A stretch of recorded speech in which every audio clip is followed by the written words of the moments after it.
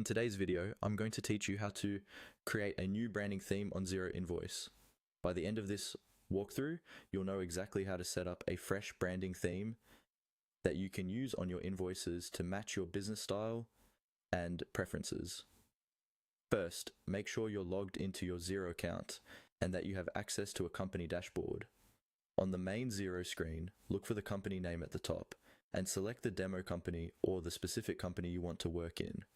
Using a demo company is a great way to practice this process without affecting any real data, so if you're just testing things out, that's the best place to start.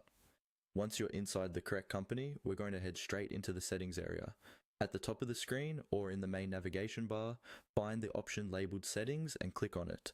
This is where Xero keeps all the configuration tools related to your organization, including anything to do with invoices, bills, and other financial documents. Inside the Settings menu, look for an option called Invoice Settings and click on that. This section controls how your invoices look and behave. It's where you manage things like default payment terms, invoice templates, and, most importantly for this video, your branding themes. After you click on Invoice Settings, you'll see a page that lists your existing invoice branding themes, if you already have some, such as the standard theme that Xero provides. On this page, look for a button or link that says New Branding Theme and click it.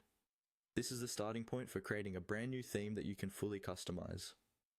When you create a new branding theme, Xero will give you options to adjust items like your logo placement, font choices, and layout, as well as what information appears on your invoices.